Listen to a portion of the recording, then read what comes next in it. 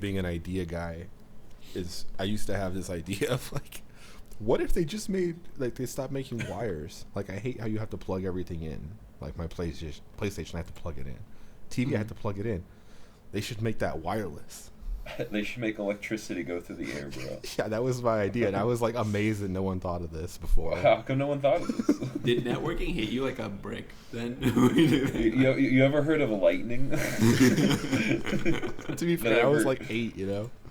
Oh, this was like last week. Because I'll be honest, I had that idea like last year. They should just get rid of these wires. I'm like, bro, why doesn't it just go through the air? Like, oh wait, that'll kill me. It's only kind of a fire hazard. All right. You ready? Yeah. Yeah. All right. Hello, everyone, and welcome to episode 40 of Patch Notes, the Homegames podcast. I'm Yazeed, and this is Joseph. Hello, I'm Joseph, and today is... Why do I not prepare for these? 28! Yeah, July 28th, and this is episode 40, which is a big deal. Very cool. Bro, where's my intro, dude? I'm still... Jesus Christ. We got Alex as well. Just kidding.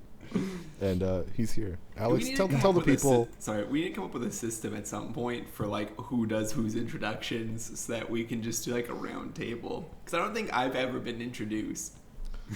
we have never really introduced ourselves. No. People really generally have no idea about us, like, as people. I think they have a pretty good idea after 41 podcasts. Sure. I mean, if you listen to us talking, you probably have a good idea of us, probably better than we have of ourselves. But I mean, it's like, who are we, you know? It's a deep philosophical question, Joseph. This is Alex. He'll be joining us this week as well. And maybe a couple more. I'm unsure. Undetermined. Alex, depends if I can speak or not.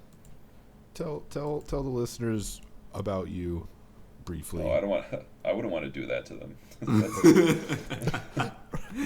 Alex is also a professional developer and was retired for a period of time, but then came out of retirement. It's called being laid off, you see, you asshole. Well, you weren't even actively looking for work for a bit there, so you were like effectively living the retired life. Yeah, that's true. It was really nice. Honestly, I'm thinking about going back to it. Like, what if I just did that? 1 year on, 1 year off until I died? That'd be sick. You'd probably get way more out of life than a lot of people. I would definitely profit every year, or every 2 years, I guess. You'd be living like year to year, though. You'd be like 83 years old, like trying to enter the workforce again. Fuck yeah. That'd be great. Sounds rough. See, you just gotta follow my plan here, right? I'm thinking like 60. You're good. You made it. You did it. You got to 60. I think that's good enough.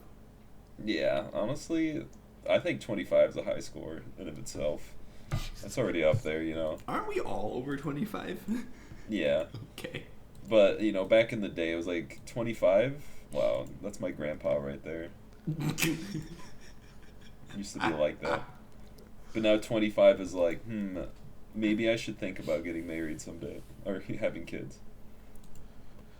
See, for episode 40, this is not very celebratory or bright. You know, we're talking about wanting to die at 25. I think it's because 40 is like typically like when the midlife crisis hits. So this is just we're feeling that really vibe. Feeling 40. Yeah, we're really feeling 40. Feeling 40 is a pretty good name for this episode. So what's up? What's going on, Alex? I don't know. I've just been playing a lot of Valorant.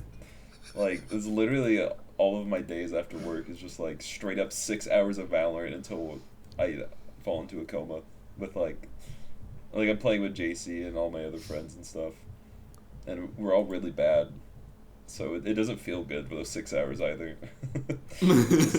Are you playing ranked or are you just playing casually? It's unrated, yeah. So it's like just normal matches, but like real normal matches. I got you. That's how you know Alex is serious when he has that face. He truly, genuinely has no idea what's going on outside of Valorant. I don't. Like, you can see shit's a void. I put Tame Impala under the music section. That's like disassociation music. I don't, like I'm not aware of what's happening from like 12 a.m. to 12 p.m.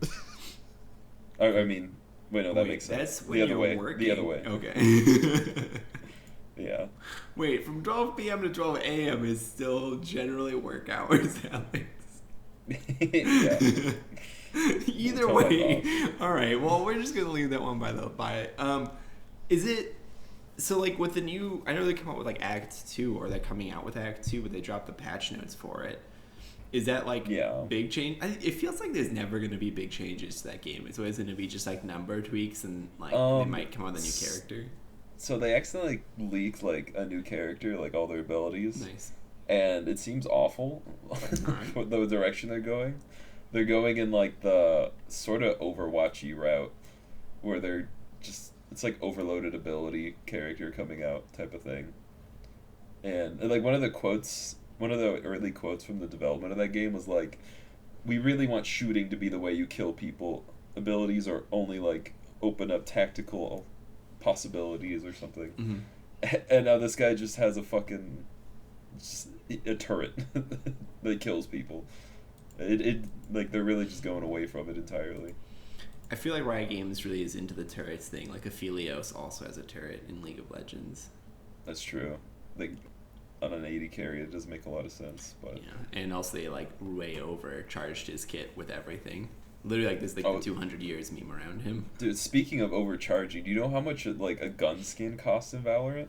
Yeah, I was looking into buying JC one for his birthday because that was recently, and they haven't put in gifting yet. So once they do, I'm gonna buy him a skin. But they're like $50 for like a skin or something. Yeah, like $25. I'm looking at my shop right now. Your shop is like a rotating thing of like 4 items, and then whatever the thing of the week is, the bundle of the week. And on mine, it's like, oh, this one's $8. It's actually low, but there's 2 more that are $25 each. $8 is still not low for a weapon skin. That's it's pretty not. Nuts. Yeah, but $25 is fucking ridiculous. Or I could buy this bundle for $71. It's kind of nuts. They really they're like overcharging. I don't know if they're overcharging because it seems like a lot of people have them in the matches I play. Yeah, but that might just be that those people need some help. Yeah, agreed. One of those people being Jimmy, he keeps buying them. It could be like they're like what's it called, like whales for mobile games, like the people who make you like 95% of your income are like whales. That's true. Yeah, whales do make up like the vast majority of income when you have like a free to play model, or even pay to play actually. Like any sort of stupid store, the whales will go just fucking buy thousands of dollars worth of stuff a month. It's kind of terrifying. Like I've played League of Legends for like 11 years and I've only put $20 into that game. I think at this point it'll cost them money. Oh, dude, I read an article where this British kid in a year spent £50,000 on RuneScape microtransactions. And that was like 2017 or something. Oh my god, so that would have been like, I think at one point there was like a 2-to-1 for US dollars. I think it was less than. It was probably like closer to 1.5. Oh, okay. But still like $50,000 to $70,000. Like, if my kid did that, that man's adopted now. Like, no family for sure. Like, holy shit. This man just put a down payment on a house into fucking RuneScape of all things. I don't know. I think that stuff is kind of like not good, but it's totally normal. Like in anything where people can buy stuff, it's very normal, but it's not good. No, it's not. But I guess it's like with microtransactions. It's like a predatory market is why I don't like it at all, because it's a lot of it is sort of like pseudo gambling type of stuff, like loot boxes or whatever, and kids see that shit and they're like, me want big gun or me want shiny, and they just fucking blow mom's credit card to like hell and back. Yeah. I guess it's like if the kid is making that money, like if a kid has an allowance and then they spend $25 on a weapon skin. Oh yeah, if they're doing whatever they want with their own money, they'll quickly realize, oh, because I can't hang out with my friends this week, I need this fucking pistol skin in Valorant or whatever. But for like I mean, like we are kind of in this generation of kids who didn't really hang out with each other in real life. Like we played Halo together and we went to go to see movies every now and then, but especially with the world being what it is now, it's like Yeah. maybe in the future you don't actually need money to hang out. You need money to flex on your friends in Fortnite or whatever. Maybe that's like the thing. True. Isn't this the South Park thing with Kenny, where Cartman's always just dunking on Kenny for being poor? Like, oh, we're all gonna play this game, but Kenny can't because he's poor. Like that keeps coming up in South Park. Like, isn't that just gonna be a problem? Yeah. Well, it's already a problem. It's been a problem. Yeah. Like poor kids always that's why get they made the joke back then, because it was a problem. That is true. Yeah. No. I don't know. You go, it's like, do I buy $60 Call of Duty game, or do I feed my family this week? Some people, they If you buy gotta the make that choice. skin and you're good enough, it might be worth. Yeah. Yeah, that's the right answer. Buy the game, it gets sponsored by FaZe Clan. Start making money. I just watched a video about Machinima and how Machinima apparently like screwed over a bunch of creators on YouTube over the years. Oh, yeah. I Did never you ever realized see that. Donkey had like a video series of him playing like it was like a long play of Super Mario 64, and he's just like he just sounds so depressed and broken, and he's kind of talking about how shitty Machinima is. No, I haven't seen that. He just like dying in Mario at the same time. It's really funny but sad at the same time. Yeah, it's just nuts. Like I remember my first memory of that whole thing. It's I guess it's just weird seeing Arby and the Chief and all that kind of stuff starting, and like Halo stuff being popular, and then kind of like this whole dark thing during its peak that I never even knew was happening. Now it's a completely different thing. True. I don't know, but also I think I uninstalled Valorant. Like, I'm never gonna play it again. Really? Yeah. That's a good decision. Shooters are fun for a little bit for me, but they're not really like my favorite genre of game. So they get it's hard to relax and play. Yeah, honestly. And I was telling Joseph about this too, but it felt like people we were playing with were like coaching me when really I was just trying to chill after work and like doing my own thing. Oh yeah. And I was like, I'm just trying to play. Like I don't. You playing with the group I was playing with? Yeah, they're like always like aim at head height, and I'm just like, dude, just leave me alone. I'm using this stupid shotgun, so I don't need to aim at anything. Like, yeah, they're kind of sweaty. That's why I can't relax and play that game. For me, that's true with every co-op thing. I don't like playing co-op with people I don't know, even people I do know. Just anything where I'm playing with somebody and they try to tell me to do better. It's like I'm not trying to do better. I'm trying to have fun. Yeah. Yeah, it's two different mindsets. Yeah. It's rough to make them play together. Yeah, like you can't have fun. Or I don't want to be mean, but in this way, Tynan most of the time is trying to win. Most of the time, Tynan is not trying to have fun. If you try to have fun, he'll like scold you. Which is honestly, I just like making Titan cry in every game I play. Like I'll literally deliberately fuck up or just screw him over or do something. I'll just literally to hear that I'll literally fuck Titan just to hear that sweet butt hurt. Jesus Christ. I can confirm, not that part, but I can confirm that Alex will either purposefully or accidentally mess up, and Tynan will just blow his lid. Rocket League is my favorite example of that. Oh my god. I heard Rocket League's going free to play and then also moving to the Epic Store, and a bunch of people are mad about that. Yeah. Didn't Epic buy the developer? I remember reading that. They did. Yeah. So that makes sense. Psionic or whatever. Yeah. They kind of... I don't know. I don't remember a lot about that. I just remember it was kind of shitty when they dropped Linux support because they just didn't want to put effort into the smaller player base on Linux. I thought that was because the Epic Store doesn't work on Linux. Not that their game doesn't. Well, the game will still always be playable. Oh yeah, they're removing the game from Steam too. Yeah.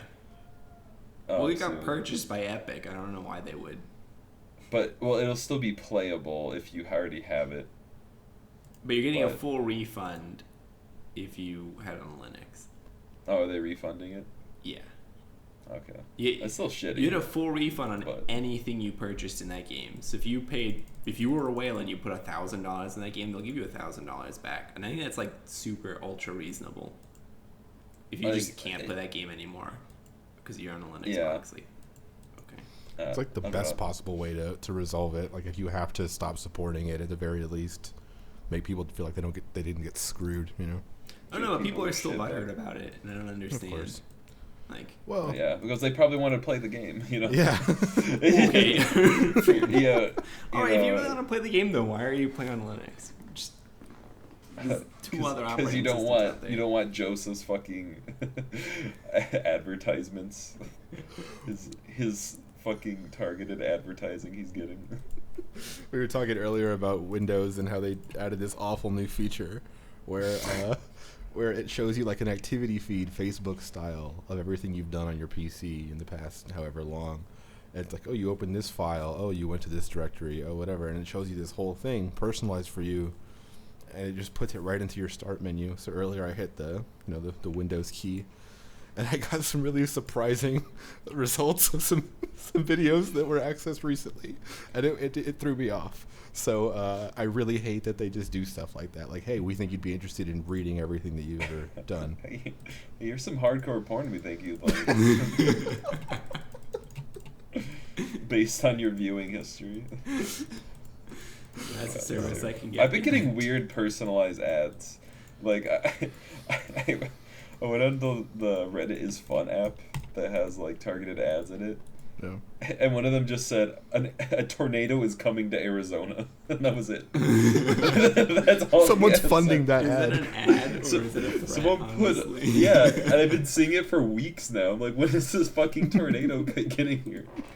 And then it looks like another one, and there's like, signs you have HIV. I was like, what? What's happening? Alex, what are you doing online? Yeah, what are you Googling, dude? What is your footprint on Google? Apparently, Google thinks I have HIV and I'm about to get fucking killed by a tornado. Which is really interesting. AI's gone too far, dude. They know too much. They figured it out. They figured Alex out. They're the only ones. Yeah, so that's how I'm doing. I have HIV and I'm going to get killed by a tornado. Nice. You also have Resident Evil on here. Did you want to talk about that? Oh, yeah. Have you guys played Resident Evil Remake? No.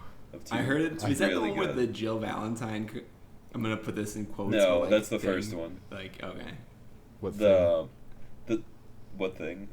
The Jill sandwich thing? Is that what you're going to say? Nah, wasn't there like a big thing on like online because they changed her from wearing a skirt to wearing like shorts or something? Oh, that was 3 for Okay. Oh yeah, Jill Valentine in 3. Yeah, I don't know. They changed her outfit or something, and they were mad. I don't know. Yeah, they're mad because there's a scene But- where in the original you basically like look up her skirt, but you can't because she's wearing pants, and that for some Wow. reason was a controversial decision. For the some Coomer people. audience has been fucking betrayed. That's But, what I was no. referencing. But okay. The second one it has Leon, like the guy from 4. Oh, is he the huge shoulders? Okay. What? No, I think he's that's Chris not- Redfield. Dang That's it! Chris I don't know Redfield. anything about Resident Evil. Apparently, continue. Leon is the blonde twink, Okay. the hot guy who he looks like, kind of looks like what's his name? Fucking Regis Phil. No, he died. What's the guy? Leonardo DiCaprio. Okay. All right. He looks like him. Philbin. Where in your head did you get He was on my mind. He's like the really hot guy, Regis Philbin. Okay, I just saw him in the news because he died, and that's what I was thinking of. It's okay to think But- he's hot, Alex. God damn it. But yeah, it stars him, and it has like the same. It has really similar gameplay to 4 too, but it's like way harder because it's like you shoot someone in the head, and they don't give a fuck. They're like, yeah, that was nice, kid. And that's the whole game. Is just you like desperately trying to just damage them enough to get by, or just try to dodge them entirely because you can't like firepower your way through shit unless you're like way overstocked on ammo and stuff. Is it more puzzly than 4? Because I never played 2. I started at 4.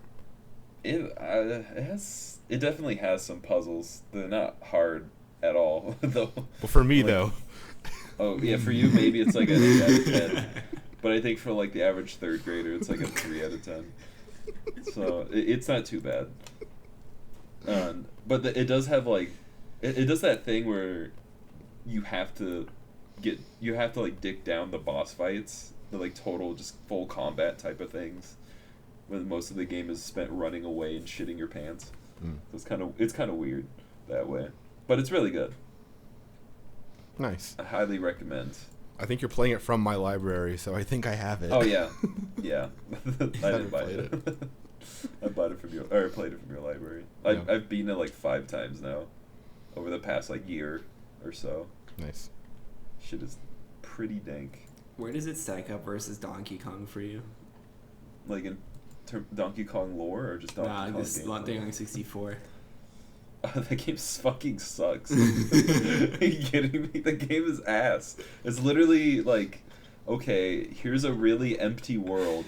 Go find these 400 bananas really slowly as this stupid fucking Chunky Kong bitch. That's it.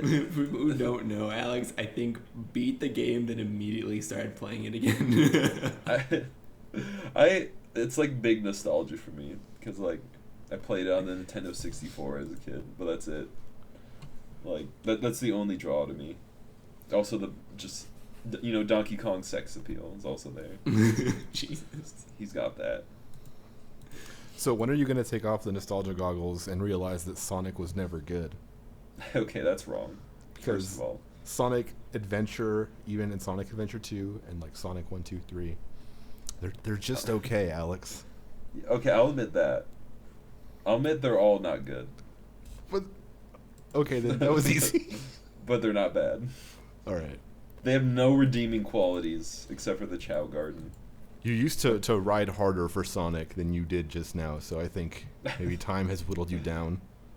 God, yeah, that game really fucking sucks. Like I tried playing Adventure 2 again, and I was just so angry at how buggy it was. Yeah. Sonic's Music's one cool of though. those- Sonic's one of those games where they Yeah. constantly put out new ones, and every time all the Sonic fans are like, this game's terrible. At one point, are they going to come out with a good Sonic game for the Sonic fans, apparently? Generations was really good. I like Generations. Generation's alright. I don't really like the hold X to boost games that much because they're really just like dumb. You know, it's just hold X to boost. That's all I'm really Jump looking sometimes. for. I just want to like go forward and have it just go on the track very fast and tell me Yeah. I got an S rank. Sonic Mania was really good though. I like all those ones, like Sonic, not 1, but Sonic 2, 3, and Knuckles. Those ones are still like fun to play. I still think those are objectively good. Yeah. Did you ever play But- 4? Episode 4? No, that one. I played the demo of that one, and that one's straight up asshole. That shit sucked to play. It looked like doo doo, and it played like doo doo. It was really slow. I never played the follow up, so I only played like the part 1 version or whatever though. Which Sonic game has the nothing personnel kid line in it? None of them. That's a meme, you fucking idiot. I thought that was actually a line in the game, though. No, it's from fucking Steel the Hedgehog. What is it? Oh, I that was thought another it was- thing, I thought it was an Alex. Your actual keyboard line. is so loud. In the previous episode, you were just clacking the entire time. Oh, like, shit, really? Your mic is like right in your keyboard. I'll try to avoid typing. That's why Yeah. we try to do notes beforehand. So, 'cause Well, I- there's like our keyboards, me and Yazeed, but Alex, I'm fairly certain, has the loudest keyboard I've ever heard in my life, and he has the mic right up on it. Yeah, I have the mic right next to it. Yeah. It's like red switches too, so. Oops. Yeah. Oopsies. It's all good. Yeah, do you want to talk about what's happening with you, Joseph?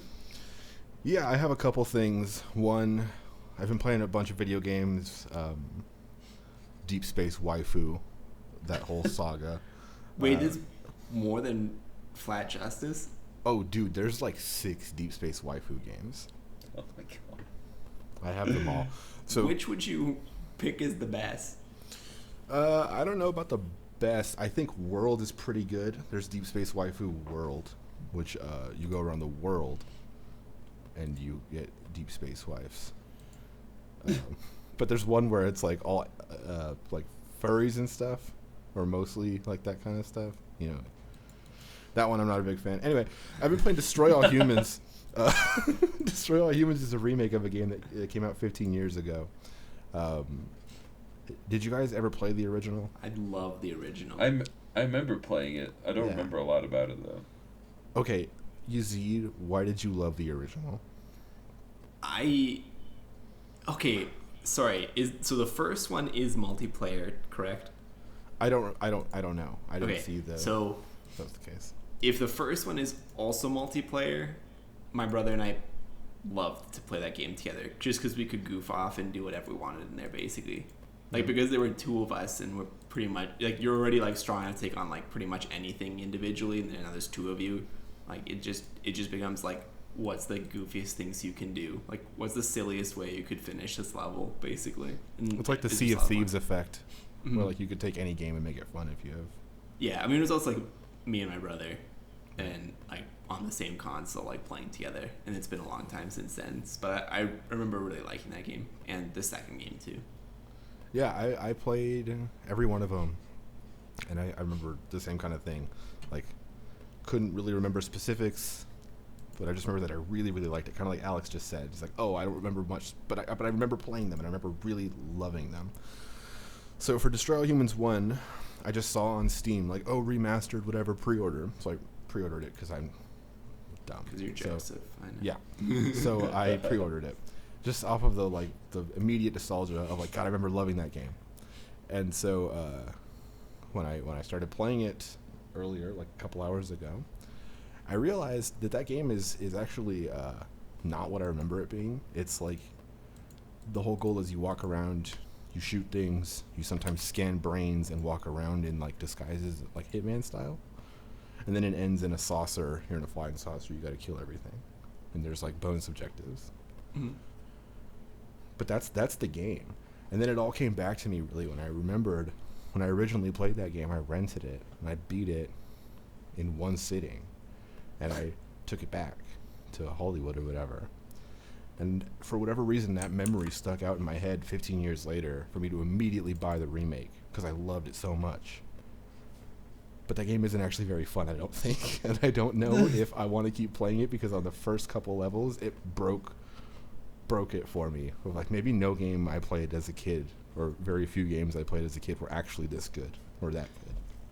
I think you're playing it to beat it, as opposed to playing it to just dupe around. Like, basically just like goof around in that game. Not with this one. I spent some time doing the thing where like you pick up the cows and you launch them, and there's like funny physics, and you kill them. Yes. And also in the beginning of the game, there's like this disclaimer, which was super corny. It was like, warning, this is the original game with new whatever, but the original guts have been intact. So maybe not for sensitive new audiences. It's like it's trying to be some edgy, cool thing. Yeah. The first one of like the first objective is kill the police, which is definitely yeah. Wow. Hell yeah. I remember. Hell yeah. But no, I was trying like I see what you're saying, Yazeed, because I'm in this weird goal-oriented thing that I'm trying to have fun these days. But with this game specifically, I think I wasn't trying to do that. I was trying to like enjoy it. I watched the cutscenes, you know. I don't really do that. Oh much. wow. Yeah, Yes. This man that's like can't proof read. you were really trying to me, though. Yeah, and I don't know. I was kind of saddened because I've been kind of excited for this. So I think I might just do that thing where I just play Geometry Wars 2 for the rest of my life, so nothing else can hurt me. Yeah, that honestly might be a good move. I don't know. Was that the one where it's the dude who you have to meet up with the hippies who are so out of it they don't even realize you're an alien? Yeah, I don't know if that's the game in the series where that's the mission, but that is a mission in one of the games. Yeah. I think that's the appeal, is that a lot of it is like the environment. Yeah. It's like the so. It was. I characters think and stuff. for the time it was just like so silly. It was like a silly version of Hitman, and Yeah. that was new. And I don't Yeah. think it's new anymore. No, and I guess that just bums me out because I want it to be more fun than it is, because it still is fun. You know what I mean? Like, the environments are fun, the characters are kind of whatever. There's weird jokes and maybe outdated jokes, but it's still unique, I guess. Yeah. I kind of felt that way about playing the Spyro remake or whatever it was. It's Yeah. like, wow, this game, I'm just picking up gems. That's it. It really reminded me of Donkey Kong, and I started hating it because of that. Well, have you ever played Pac-Man? Like the original Pac-Man? Yeah. There's like nothing to those games, but Oh, yeah. for the Well- I think there's like a novelty factor to games where a game that's very novel is super fun and will maybe like be groundbreaking, but then like another game will come out and like perfect that, and that's the game that's really the good game. Like that first game probably isn't. So Yeah, like PUBG and then every other battleground game. yeah. Well, I mean, yeah, pretty much. Like PUBG was like the first one, and then like the battleground games that came afterwards kind of perfected it in like different ways. Well, that's the And thing is those PUBG are wasn't even the things. first. There's some other game you never heard of, and PUBG was like, I'm Oh, gonna. H1. I'm gonna yeah, H1. yeah, PUBG's based off of the other one. Oh, But they were you're like, talking about the H1Z1 game? yeah, He was the lead designer on that game. He left to start PUBG because yeah. he wanted So he made to he design, tried to make yeah. the same game, but like more streamlined. Mhm. But I mean, I he don't made- know if I'm more streamlined. That game is so clunky AF. I guess Well, it's meant for the main like mainstream or whatever, but Yeah. it's just it's built like shit. So- More specifically, I mean that if you've heard of like the version that you've heard of is not the first one. Mhm. The one that got popular as popular as PUBG or even Daisy, whatever that game was before, whatever that was, right? The zombie game. Yeah, this is the first zombie game. Yeah, even before that, there was a battle royale game that no one ever played, that no one ever heard of. So Mhm. it's not Well, like the first is going to be the winner ever. I think Yeah. was the original based off a book or something that turned into a movie or it was something like that. There is a book called Battle Royale. It's a Japanese book by a Japanese author, or maybe it's a Yeah. movie. Japanese. Yeah, I know a lot of movie. people that like it's a movie too. I know a lot of Yeah. people like the movie. Yeah, That's- it's that's like a what grittier I version of thought. Hunger Games. I was told. Yeah. In a doctor's appointment says a lot, but You you also have a singular word in this one, Yeah, I Joseph. was just gonna say. So this past week, so I guess for some context, we bought this house a month ago, and we started looking for houses in March or so, and this house has been on sale since March. Anyway, since that time, the seller was like, "Yeah, whatever, we're selling the house." And when we came to look at it, they told us, or when we bought it, they were like, "Yeah, we used to have a pet tortoise, and this tortoise ran away. So we don't know where it is anymore, but that explains like why a particular setup was in the yard." And we were like, "Okay, weird. How does a tortoise run away? This whole thing is fenced off, whatever." And we kind of just forgot about it. We made a joke like, "Oh, one of these days we're just gonna find a tortoise in the yard, and it's gonna be theirs." And it's monsoon season, so it's been raining kind of, but not nearly as much as it should be. But it rained like crazy a couple days this past week, and as a result, the tortoise friend came out from her previous hiding spot, which we realized was way, way deep underneath a cactus out there, to the point where she really couldn't tell there was ever a thing out there. Well, And the dog was just barking, and we Oh. went outside, and she was just like, this poor tortoise was being terrorized by our dog. She was like right in her face, like barking, trying to Kill her, figure yeah. out what it was. Well, she wasn't like snapping at her, like she wasn't biting. She was just pawing at it, trying okay. to see what this thing was, and the tortoise was just trying to go. I'm just vibing. Yeah, it was vibing. And anyway, we contacted the seller, and we were like, "Is this your tortoise?" And they were like, "Yes." And so they came to go pick it up. But it was just a really strange thing because I had to take care of someone else's turtle for 2 days. This thing that had actually been alive in my backyard for 3 months. It's honestly, I'm really impressed because Pepper's an outside dog. I'm surprised she didn't find it. This, like, if I didn't see the turtle walk into its hiding spot, I would have never found where she The was. man's was probably deep under there. What was it eating? They What eat was it grass. drinking? They eat grass and they don't need much water. And it was occasion, and there's also an irrigation system out there, so there's water going every day, probably Yeah. close to where it is. So Dang. it was weird, and I had to pick it up with gloves and stuff. We originally didn't. We just thought we would leave it out in the front yard and let it go. Like a wild tortoise somehow got into our backyard, and so we're gonna put it in the front yard so it can leave. But if we had done that, we would have basically left this person's tortoise to die. So Oh no. yeah, good thing Um, we saved it. Dude, I have so many questions Yeah. around. What's up? I have questions that you probably can't answer. Like, my questions are like, how long has a tortoise been there? Like, I would guess it's been there for 3 months. We only knew about it the past few days. We had to keep it Like- alive for 2 days. a dog didn't know it was there, but then when it sees it, it's like, what is this thing? So that means like that tortoise is like secretly like a ninja turtle for a dog to not know. Okay, look, here's the thing. Like, my dog's super observant of everything. Like, she'll notice things that I haven't, like small lizards that I wouldn't notice. And I imagine Pepper is similar. It's like, how did it slip past Pepper? That's incredible. No, Pepper has no capacity to pay attention to anything other than this one particular ball. The other day, I was in the garage, like on the other side, and she was on the porch over here. And I like wanted to test what would happen if I went through the other side to surprise her, right? Because she never sees me coming from this side of the yard, to see what she would do if she would hear a noise and like run or whatever. And now I just walked and got closer and closer, and she just continued to not care. And then she saw me, and she looked confused for like half a second, like, "Oh, that's new," and then went back to normal. So she's a terrible guard dog, anything dog. She just wants to play with a ball. That's very funny. But yeah, that's all for what's up. You know, keeping a tortoise alive and getting disappointed by games I used to like. Why did you have to pick it up with the gloves? Also, that's my last question. I didn't want to touch it. It's an animal that's been living in the ground.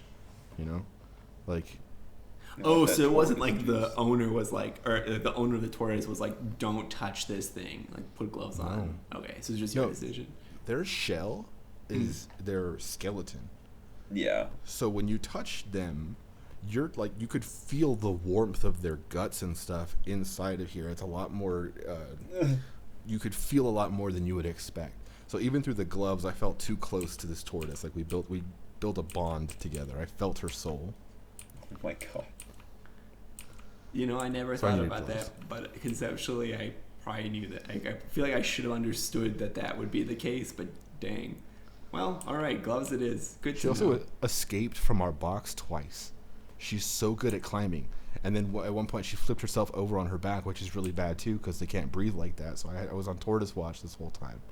And it was the most stressful weekend. And it was not my pet. That's incredible. First of all, you just dumped a lot of information. When I listen to this podcast, I'm gonna pick through it and probably message you. For me, there's a couple of things. So first of all, I would like to point out that I'm now a member of a subscription. I have subscribed to Amazon to get a regular delivery of sunblock because I ran out, and that's a horrible problem to have. That subscribe and save. Yeah, so now I get a delivery of the same sunscreen once every 3 weeks because that's, according to my math on when I've been buying sunblock, it's once every 3 weeks I need a new container. Wow. I put a lot of sunblock. I haven't put on sunblock in a very long time. Yeah, well, I mean, where you were living previously, you didn't see the sun very often, so that's understandable. But even when I lived here for like my whole life, I didn't really put on sunblock. You weren't going outside that often when you lived here. And that's what I'm saying. I used to hate sunblock, but now it's just like another thing that I do every day. Twice a day. The smell gets me. It's so distinct, and I hate it every time. Reminds me of breakers. Maybe try a different sunblock. I switched from just like whatever at the store to Sunbum, and it's a different smell. Sunbum? Yeah, right. It's recommended from the surfing subreddit, and I was like, if it's good enough for surfers, it's probably good enough for me. Why are you on the surfing subreddit? It's one of the hobbies I want to pick up one day. Where would you surf? I mean, I wouldn't be able to surf here, but I do travel, and so I'd like to learn how to surf. Got it. That'd be fun. Yeah. No, I respect. I'm just wondering, how does one who lives in southern Arizona get into surfing? Like, I mean, I'm into snorkeling and kayaking. You could snorkel like in a bathtub, technically. You know what I mean? But surfing requires like a whole ocean. Okay, fair enough. Yeah, I mean, I'm on like the thing is, I use Reddit mostly as like a hobbies finder. So I just like go through and like, oh, this is an interesting hobby. I'll subscribe and I'll like see what's up. Wife sharing. Well, check this out. Hey, honey, come look at this. Oh my god. Sorry, go ahead. Yeah, so I don't know. It's just the surfing subreddit recommends Sunbum, among other things that I'm not gonna get because I don't need. They have like a zinc face bar thing that you're supposed to like run on your face. Yeah, I don't know. Anyway, so yeah, I'm a member of subscription. But the other thing too is for a while now, I'm pretty much made up a recipe for stir fry, like completely. Just went to the grocery store one day, grabbed some random ingredients. It's like, I could probably make a stir fry with this, and then I just went for it. never like looked anything up. It was actually pretty good, and I decided to like ask people who would know about stir fry. So like I know Trevor, JC, and our other friend Zach, who all can make stir fry. So that's not their recipe, and it's kind of interesting because they like had different ingredients and stuff that I didn't ever even considered. And so I made stir fry using some of the things that they told me about, and my stir fry was way better. What defines a stir fry? You stir it and you fry it. Yes. Bunch Yeah, of it shit seems- It's together. It seems basically like Too vague. Oil, heat in a pan, toss it around. yeah, it's pretty much what it Literally comes down anything to. you want. So if I like make scrambled eggs, is that a stir fry? Technically, Just in eggs. that definition, I guess, yeah. yeah. But see, As then, long as you're using oil and you're frying the egg, I guess. then it seems because I feel like that doesn't capture the spirit of stir fry. Yeah, Yeah, usually so- it's like vegetables and meat. Mm. But So you can then add like egg in there. Like a Denver omelet, is that a stir fry? I guess have no idea you're- Denver was. If you added like vegetables to the egg, I like think it's got like bell pepper and ham in it and stuff. yeah, and you're not making an omelet. You're just like kind of making scrambled eggs, and that's probably technically a stir fry. You know, Okay, Yazeed, tell me about the kind of consistent, like, how is a stir fry defined in this specific circle? So for me, a stir fry is composed of a starch carb. So in my case, I use rice noodles. In other people's cases, they might use they'll fry rice. That you either cook separate. It's like you'll typically will cook rice or rice noodles separately, and then you'll add it into your like hot oil basically. And then there's I use 3 vegetables. I use snap peas, I use cabbage, and I use carrots. And then a protein, so typically I'll use shrimp. And then like you season it, you just toss it at a really high heat, and you just like keep it moving basically, so it doesn't stick to the bottom of the pan.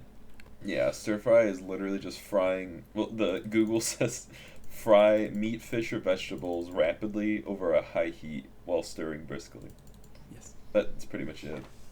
So if you want to be an asshole, you could probably say scrambled eggs counts. Well, you don't do eggs on high heat normally, unless you want to fuck them up or make them really dry or something. If you're making like not scrambled, but if you're making like a fried egg, you probably have it on medium high. You know, it's probably up there. Yeah, you're not stirring it though. Yeah, it's kind of a technicality there, but I suppose you're right.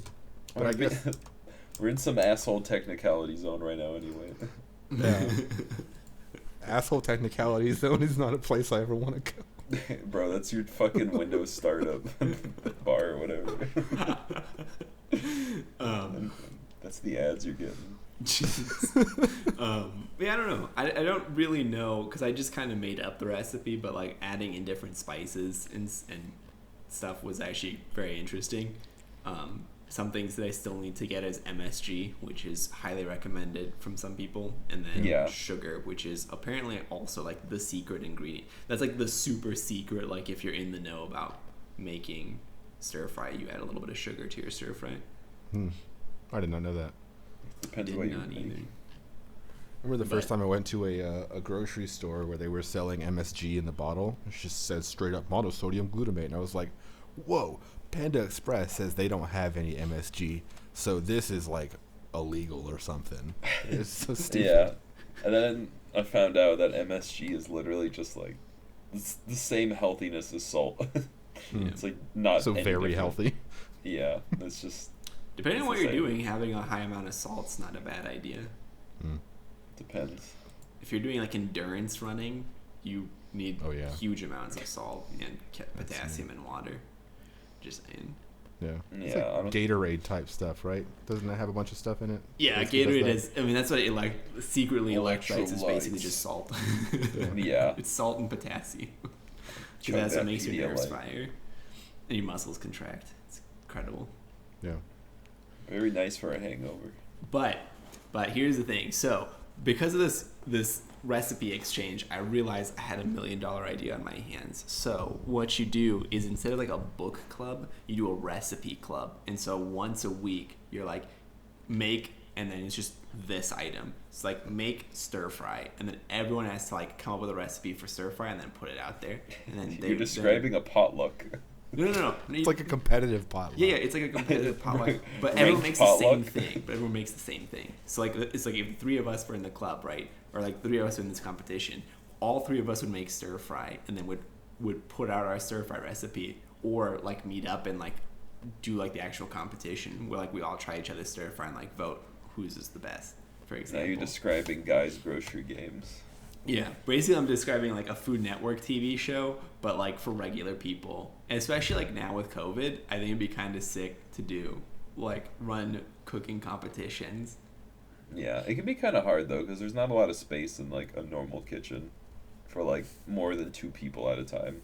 Well, that's why it's only like one dish. Like I wouldn't be like prepare me a 4-course meal using peas, because then a bunch of people have to go and buy like hundreds of thousands of peas. It'd be cool though. I could see it where like you post up the challenge and you give no other explanation besides the challenge. Yeah. So, you know, you say stir fry, I look up the definition of stir fry, and I bring scrambled eggs, and we have a whole thing about it. But like the surprise is that I brought scrambled eggs. Like you don't see it until the end when we all bring it together. Right, and then like after literally like so my idea was like Sunday at midnight the challenge would be posted, and then Saturday at midnight the challenge would close. So Sunday it would be like judge day basically. So like either everyone like has the food and they all try it, or you just look at the other recipes and that's it. But the idea was like not to do it like globally, but to do it with like basically like to do like small tournaments with your friends or something. I've actually. Oh, sorry. Go ahead. No. I was gonna make a dumbass joke. Go ahead. All right. Good. I'll silence that. Actually, I did when I did an internship in Phoenix, me and a bunch of the interns met up and did a cooking competition with like random ingredients. Like me and a couple of the others went to get just random ass ingredients that everyone had to use or pick from or something like that. Mm-hmm. And one of them was Cookie Crisp. And Oh, so dude, I have Cookies Crisp. Sorry, go ahead. like I remember having to eat this like it was like cauliflower bread in Cookie Crisp with buffalo or something, and that shit was fucking ass. Like this shit straight up tasted like booty hole, and not in the good way. Just like just straight terrible. But it was really funny watching them really suffer to figure out what to do with Cookie Crisp. I think one guy tried to fry it. I think that would be like super fun to do, and like you could add in like additional challenges to your personal ones. Like, I guess I wouldn't want to do like a national one, because that just becomes like I think that removes like the personalness from it. But the other thing too is like I probably wouldn't want by default like this preset challenges to do that, because then everyone has to go to the grocery store and get that. My idea was just to be like a dish basically, like make a paella, and then people have to make a paella either out of like what they have, or like go to the grocery store and get paella ingredients. Yeah, I think it'd be cool to also just like one person to one person do something like that, but you both make something different, so that you could just give each other half of what you made. Oh, that'd be cool too. Yeah, I think I that's think it's like a lot of ideas for like these cooking competition ideas. We should Anyway, work at if the Home Food Games doesn't Network. work out, sorry, what, Joseph? No, we should work at the Food Network. Yeah, if Homegames doesn't work out, if we stop bringing in these millions, we'll have to fall back. Yeah. Open up in McDonald's. I think it would actually take off pretty well. I'm not even kidding, especially like right now, like people want stuff to do, and so many people are like, I want to learn to cook, but then they never actually do. I think giving them competition like that will give them an idea. I've heard a lot of problems with like food delivery stuff, like Blue Apron or stuff like that.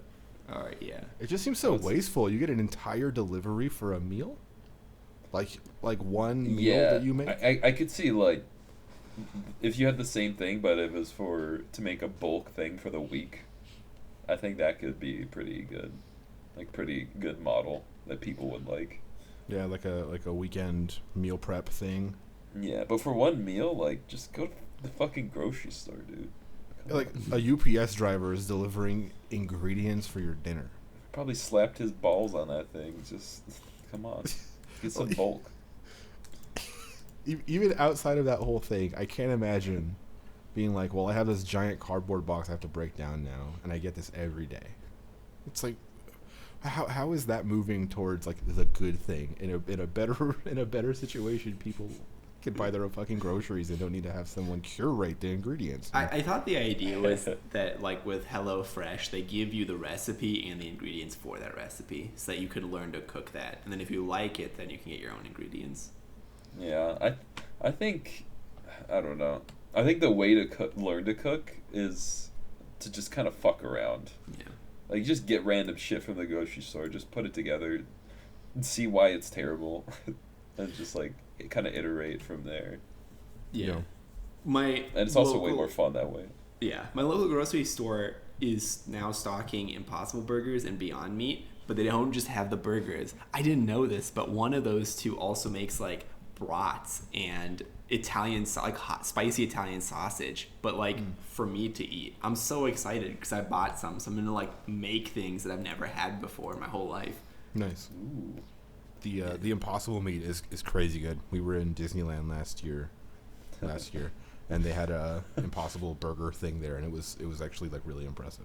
So Yeah, where I work, we had a food truck that does the Beyond Meat one, and really good too. Honestly, like, both those are like super great alternatives. I don't know, like I don't even know if it's like you can tell the difference between real meat and that, but like, man, I really love it. you can if you pay attention to the seasoning. They season that stuff in a weird, specific way to try to cover the fact that it was never alive. But I can tell. Yeah, but it's like close enough where Yeah. I don't care at all. Yeah. Free the cows. And macro wise, it's Free Bobby Shmurda. darn close too, so that's cool. Yeah, that's all I had for what's up though. Are you guys ready to move on to home games? Home game Yeah. stuff. Do you want to start, Joseph? Yeah. So I have a couple things I'm working on. One is versioning, which I was looking into, which I talked about last week and the week before. The other thing was that task board project I was talking about, where I would be able to visually display basically what I'm describing right now, what I'm working on. And then I think pull requests and some other kind of general stuff like that, and then looking into CI stuff based on Yazeed's stuff. Again, easier to keep it organized if I had a thing to do it, but I don't. So I sat down on Saturday to work on the task board thing, and then instead I started thinking of a cool game idea, and I was thinking, like, what's a game I actually want to play, like a game that I would sit down and play right now.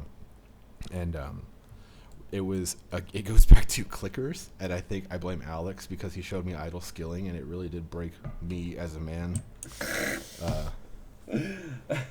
And so I wanted to build a clicker, but the part I love about idle skilling is that the things that you do in the clicker feed into another part of the game, and they all kind of flow together, and the numbers all scale together and all that kind of stuff. And I think it's a well-made one of those. And I really love city building games. Like, I love city skylines, and I love that kind of stuff. So I was thinking, all I have is this very basic idea, and I don't know how games are made normally. I don't know, like, what a game development process is. If you have the fun from the start, if you have the idea, if you have whatever, I don't know what you do. But I imagine it's not like this iterative of like going and starting with an idea and then just building it and scrapping chunks of it. But that's kind of what I want to start doing, is just build the guts of this game where multiple people can play a clicker. You know, you do something mindless and you get some sort of number to go up. That number can be fed back in to automate the growing of that number, and then that number is the foundation for some like economy of a city builder, and it's all multiplayer. So you basically run this city as a team, and you all make income as a team, and you're not competing against each other. You're competing against the game. You're playing the game, but it's actually built around the multiplayer thing. And that's like my entire idea. I have this whiteboard behind me as well, which you can kind of see, but That's the whole idea. Is just those two very simple concepts, like simple city builder. I don't want to go too in depth in that, and then simple clicker. And these things can all work together.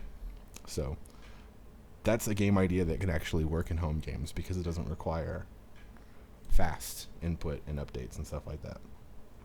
Yeah, I like the idea of, well, the kind of like clicker things that I like are ones that just go way off the fucking rails of where they start.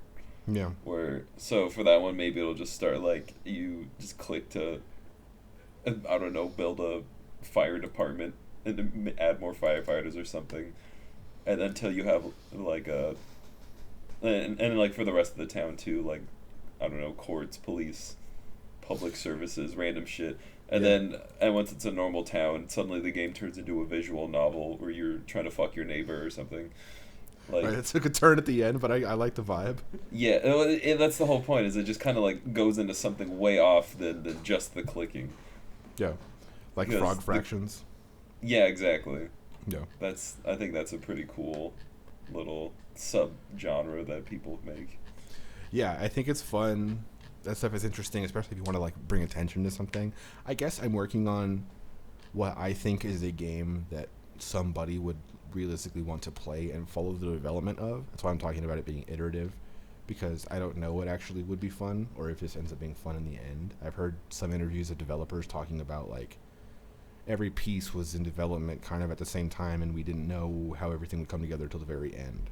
So I guess I just don't know how games are made. So I kind of just want to start with a skeleton, say, hey, here's Homegames. Hey, you can download this and play this. Kind of like in the early access way of like, follow the development, but in a very direct way. Because all of this stuff is us, not through some other sort of thing. You know what I mean? Like we talk every week and it's a very personal form of that. So I don't know, but like what Alex was saying, so one of the games I played this past week when going through my list of unplayed games was Adventure Communist, which is a clicker. And a big, the thing that you do there is that you basically get roles for your communist society. I whatever. I just think it's a good idea to say the automation that you have in this step are roles in some sort of world, some sort of city, some sort of real life thing beyond these obvious like menus that are made to make you just keep clicking. So maybe if I automate something and I have a new police officer, whatever, right? Like that's the unit type. That immediately feeds into the city builder aspect. And I just have police officers automatically going to like a police department, like Alex said. But maybe it's automatically managed and you don't have to micromanage locations because maybe that's not fun when you're playing a clicker in a multiplayer phone thing. But I don't really know. Does that all make sense? Yeah, I think the fun thing in clickers is like the sense of progression beyond the number going up. Yeah. And I think like if we add the in-person thing to it, to be like, oh, if I recruit Yazeed to download to this thing or like go to this URL and play with me, it's like a pyramid scheme in real life. And you're kind of like, if I get him to join, then I could get like 2 more rewards or whatever. All right, hold up. It's called it's a reverse funnel. Or how are you gonna deal with like you're gonna have to implement saving, no? Otherwise, everything in your world just disappears when you turn off that instance of Homegames. They always save with like cookies in those games, at least the web-based one. Well, that's what I'm saying is we don't have that right now. Like we'd have to build that, or you'd have to build that. Yeah, well, you'd have to build the game too. It's like, yeah, that's kind of what I'm saying. Iterative. I guess this is like always my thing from the beginning. Is I wanted this whole thing to be very iterative. Hey, I started building this game. Hey, I realized that we don't have the ability to have microphone access. Hey, I fixed that. But things don't really move as quick as I would like them to, especially because our time is whatever. So that really doesn't end up being the way that it is, and I get sidetracked with like a networking project for 6 weeks or whatever. So this whole thing is really just like I need saves. Maybe that's 1-2 weeks or whatever, but that's always part of the game I'm working on. I always want it to be focused on a game. Okay, no, I was just going to point that out because it's something we've talked about for a while, and then once you have that implemented, we can figure out what about it can be genericized. But like we've talked about previously, like adding it to the close shouldn't be too bad. You should be able to put the squisher in, like save the squished version as, and then pull it back. Yeah, you would have to be able to recover state. Each game would have to be able to recover from that state, though. Mm-hmm. It's like, yeah, maybe the game state is a certain thing, but that doesn't actually reflect the state of the whatever you want to call it at the time that was the game state. You know what I mean? Yeah, I think you'd have to like find a way of like having players like reassign themselves to who they were. Well, yeah, then there's that too. But for example, if I have let's say I have a velocity. This velocity is maintained in state of like my actual game, but we're calling the game state is like the squished state of the visible rendered game or whatever. Mm-hmm. If you have a velocity that's making something go from this position to this position, I can't recover from either of these positions. I have to know what that velocity vector or the velocity value was. Stuff like that. So I think it would have to be on a game by game basis. Yeah. Absolutely. But yeah, I guess that's all I wanted to say. I have this game idea, and I wanna work on it, and hopefully at some point soon I have some more time to put aside for this stuff. Right on. Alex says he didn't do anything. So that's right. So correct. On my part, there's like 2 really big pieces, and one of them is a big sorry. So first one is I began reviewing Joseph's PR. It's a lot, so I will have it done, reviewed, and merged in. When is a kind of a question mark. It's a lot to like go through with that one. Yeah. 2. This morning I merged in my PR because I literally had a dream last night where I was like, I know why. In my dream, I was like, I know why the unit tests still aren't working. I understand. So I merged it in. Or maybe I merged it in yesterday. But anyway, merged it in, looked at the unit tests. They were broken. I had a dream, and I was like, I understand why they're broken. Because I did something stupid when I was testing it. Did a clean install on Homegames, like git cloned the directory and everything, spun it up the same way that they do it, ran the test. They do fail my local now. So last night when I hit up Alex, they were passing on my local but failing on GitHub's actions. Here's what happened. Somewhere along the way, we either never reversioned our package of Squish to include the changes to the random colors stuff. Which I think is the case. May be the case. Because we have a version from 6 months ago and a version from 4 months ago, and looking at the commit log, I thought the version from 4 months ago would have it, but that does not seem to be the case. So what I'm going to do instead is, because like Homegames is fucked right now for the same reason that it was fucked last time, because we're using what in my head, it's like the opposite of the version of last time, where it's like in my head we're using the correct version of Squish, but the code doesn't have that version of Squish. So anyway, so what I'm going to do is tonight or tomorrow, probably tomorrow because I'm tired, is I'm going to put out a small PR that adds the test runner to Squish.js, put that PR out, and then merge it in because it won't really affect anything. Then test the spin up a GitHub Actions for Squish.js PR. That should be really smooth. As long as that's passing all the tests, I'll merge that in. Then, and this is the important piece, I will make a new version of it so that we can get that into my other, in the Homegames, so that we can get that merged in so that we're good there. Now, what a mess. With all that done, I will then hit up Joseph and tell him, hey, your PR has some conflicts, can you address it? And then I'll brush it under the rug for another week. No, and then the last piece is I'll probably, any merge conflicts that I have with Joseph's PRs, which I think will be pretty small, I'll address, get that merged in for him, continue the review process. So by next week, what should happen is two PRs should get merged into Squish.js, 2 PRs should get merged into Homegames, 1 PR should be fully reviewed. That's my goal for next week. Okay. Yeah. That sounds like a lot. Also, I realized I messed up pretty bad this morning because I was like, shit, I did the thing we did last time. Homegames master doesn't work. No, I felt pretty bad. But I didn't have time to fix it because like literally like in the interim between because I walk my dog, I eat breakfast, and I play a game, and then I just switch to my work computer to work from a certain time.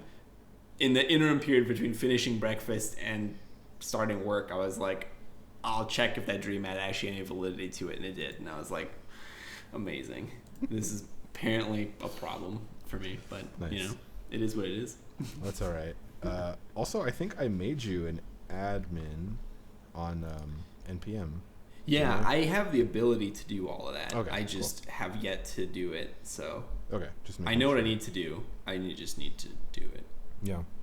No, I feel that. That's what I've been saying since February.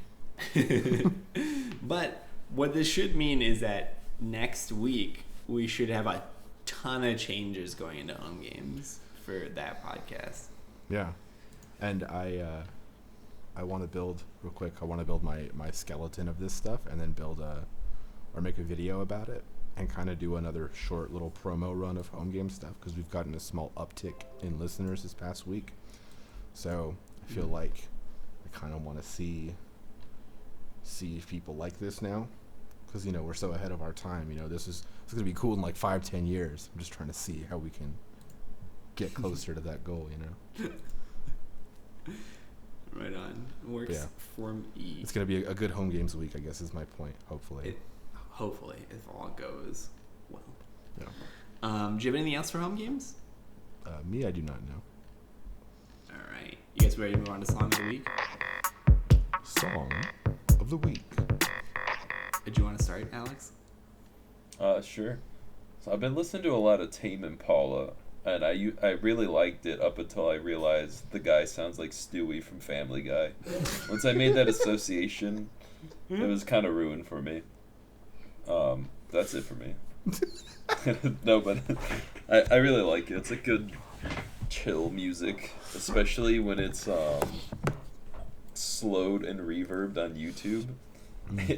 I just start zoning out and playing whatever I'm playing, or doing whatever I'm doing. Although it is a little bit depressing music, I have to admit. When it's slowed and reverbed. I only know their song "The More You Know." That's literally the only song by them I know. It's literally the less I know. Oh, the less I know, the better. The less I know, the better. Thank you. But yeah, that's I think that's his biggest song. I think it's one guy. Yeah. If I remember Tynan telling me 800 times in a row that one guy just does everything in that band. Yeah. It's a cool sounding, like that one particular song. I know this isn't the one that we're talking about, but the less I know, the better. The only line I know is, she was holding hands with Trevor, not the greatest feeling ever. It's like some 12-year-old ass lyrics. And I don't want to listen to much else.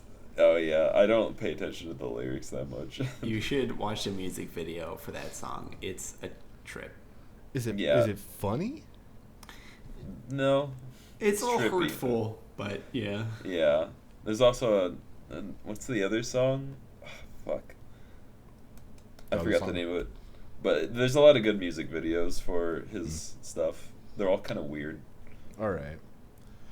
I know the album artwork where it looks like a marble like melting or something. Yeah, that's where the less I know, the better. He came out with a new album like the past couple of years or something too.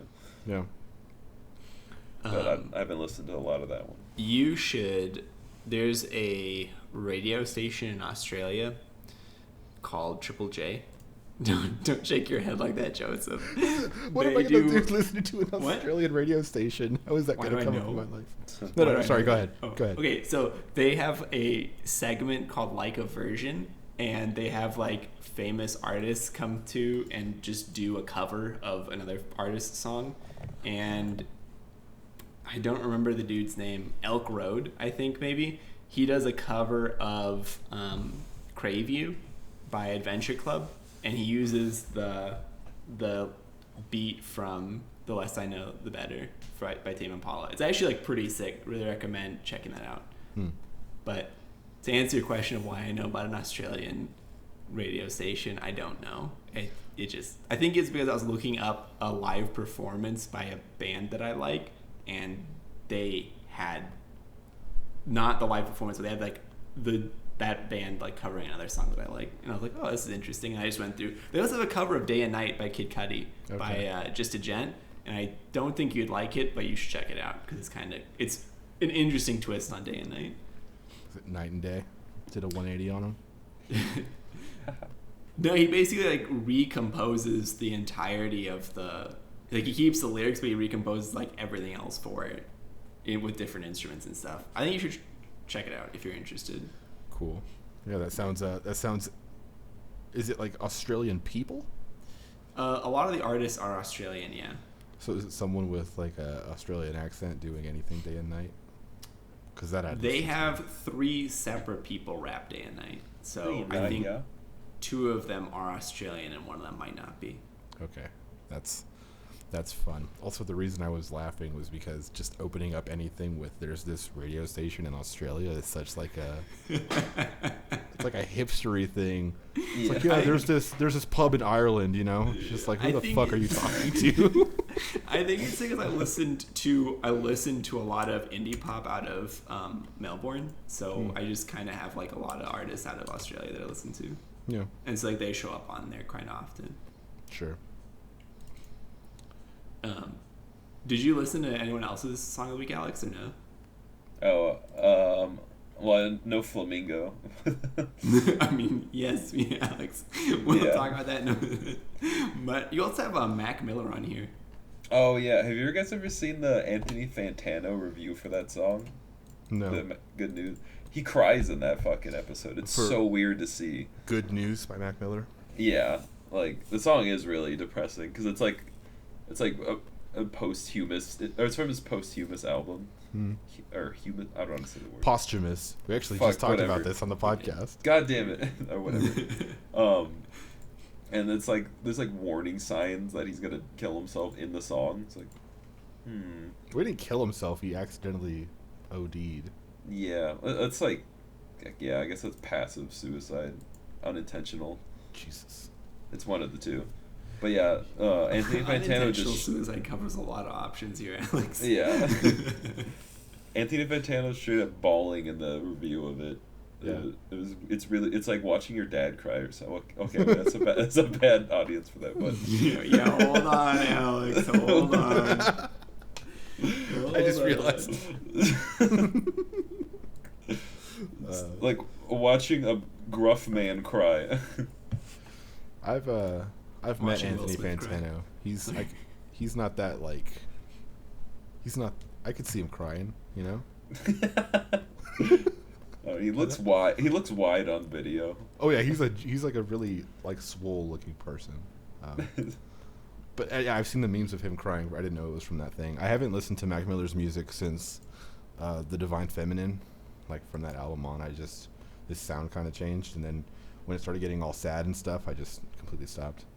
So oh yeah, I never listened to him at all until like after death. Oh, yeah. I've been listening to Kendrick Lamar "Money Trees," the same song for 8 years in a row now. People think he's joking, but he's dead ass serious. I'm not being serious. It's the only song you know, dude. It's not. It's just a good song. That's it. Do you want to go, Joseph? Yeah, so last week, after we started recording, I think Alex put his song of the week in the doc, but we all missed it or something, because his song we talked about it. Alex put it out there as a song I would like, so he added it to there to spell it properly, because I spelled it like C-A-R. Yeah, sorry. I might have lost the audio from that, though. Okay, yeah, I don't remember that at all. But yeah, the audio was all busted last week. I did the little thing at the beginning of that. But anyway, the song was Caro Caro Bonito, or the song was Flamingo, and the band was, or singer or whatever, was Caro Caro Bonito. I listened to that, and it was pretty good. I have no idea what's going on. Like, it's in half Japanese or something. And I don't understand the words, and I don't know what's happening, but I think it sounds like a song about acceptance or something. It's like something like that. Yeah, like loving yourself because you're different. I don't know. I like the way it sounds. I'm going to be honest with you. It was a fun song. I enjoyed it quite a bit. The other song was Love Like This by Indian Summer, which was Yazeed's song of the week last week. The song is loud as fuck, and I didn't know what was happening in that song either, but because there was just so much going on, it's like the kind of singing that is at a pace that doesn't excite me, I guess is the way I would describe it. Like, it just doesn't keep my attention. But it was a kind of like a vivacious song, I suppose. It was very it created a mood. I just didn't really love the mood. A schmood.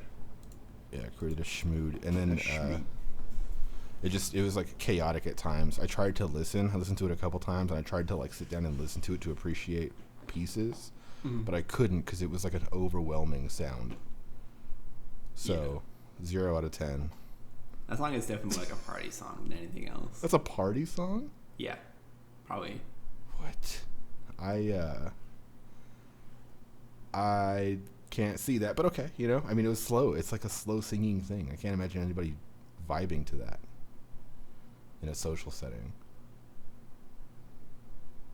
Do we listen to the same song? Yeah, I listened to it. It's singing. It's like boring, slow singing. All right. Fair enough.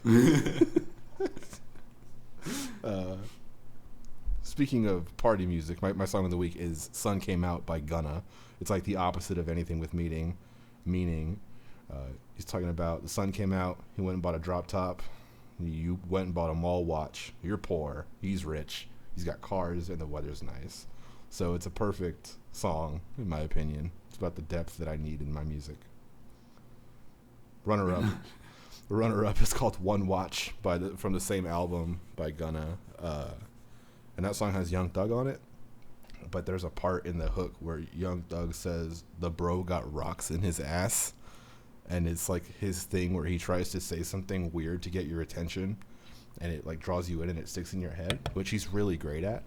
But in that song, it caught me really off guard, and I don't think it sounds good. It's a really weird thing to say. Like, do you think that it's talking about like real rocks, or do you think it's about like drugs? He's talking about drugs. Like There's another rocks. song. He's just putting rocks in his ass. I need to ask these questions, Alex. I don't. He's just shoving rocks in his ass like from the front yard. Maybe. I don't know what Young Thug's into. He makes some odd noises. He has to make those somehow. Oh There's another song where he says, if cops pull up, I put that crack in my crack. Or I put that brack in my brack. You know, he says that. So he's made references to doing this before. So the bro got rocks in his ass is kind of part 2 of that saga. I just didn't like that particular implementation. So, anyway. Gunna, Sun Came Out, Song of the Week. Just give a PR review to Young Thug. I don't approve this implementation. Could you change it up, please? The runtime isn't really where it should be. This could be done in nlogn. That's funny. Joseph's song of the week was Wishing Well, and I listened to it and instantly added it to my playlist. By Juice and WRLD, by the way. By Juice WRLD. And I listened to it again, kind of like leading into the podcast. That song's real sad, bud. That song's real sad. Hitting those sad boy vibes. Told you. I also heard it on the radio. They were doing like a Juice WRLD weekend on the radio. He's on 188.3. And it does not seem like a song you want to play on the radio. It doesn't have that. You don't want to turn up to that song. No, I would not. But it is a song that I vibe with. Like that's like fits in thematically with a lot of my music, so it works out. Caro Caro Bonito's Flamingo. The opening line of that song, I think, really was what gets me. Where she's like, "How many shrimps do you need to eat before you turn pink?" And I was just like, I had never heard anything by this person, like by this band before, but like that line drew me in because I was like, I don't know. Are you gonna tell me? She doesn't tell you, or if she does, it's in Japanese, which I don't understand. But the other line in there that I thought was pretty funny is she just goes, "Shrimps are rich," and I think that's hilarious because if you eat shrimp, they are somewhat of a rich food, but that's Are they? just kind of, a little compared to like oysters or In the clams. U.S., I guess, but like, are shrimp national or like worldwide a fancy person food? No, I meant like rich as in like fatty. Oh, okay. I thought you meant rich Yeah, as in rich like, in rich people. taste. Yeah. Got It's it. got like shrimp is like a very like distinctive taste. You'd see millionaires going to all-you-can-eat shrimp at Olive Garden. You never know. Yeah. I think shrimp overall aren't super expensive. They're ubiquitous. I don't know. They're But like sea also bugs. like I guess like this is just like by the by, but I guess a lot of places that harvest shrimp do so in a way that's super damaging to the ecology. So Not really. yeah, like real bad, like oil spills and just like dredging for shrimp basically, which crushes any coral and stuff. Uh-oh. So just be careful of like where you're getting your shrimp from. There's a university, I don't remember what university, there's a university that tells you like, hey, these are like the places that like ethically harvest seafood. Highly recommend if you're into that, which I might be. I just don't eat seafood. What Yeah, the you're not fuck? really a seafood person. No. Smells You don't weird. like fish? Oh. It does. Oh my god. It compared to regular meat, yeah, it does. He's not wrong. It's true. It's got a stink. It's definitely different. But yeah, I don't know. It was an okay song. I added that to my playlist too. I don't think I'll listen to anything else by them because it's a little bit out of left field for me. My song of the week is actually Used by Strangers You Know, and